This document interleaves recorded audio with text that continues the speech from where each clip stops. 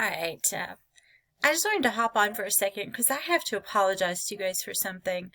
I have never really used VoiceThread before in class. I've done it maybe once, a little bit with some theater, but never in a grade format.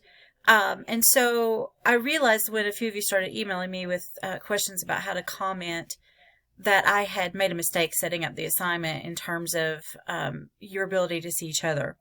So we're not going to worry about comments this time on VoiceThread. And I think what I'm going to do is take this grade out of the actual grade for the course.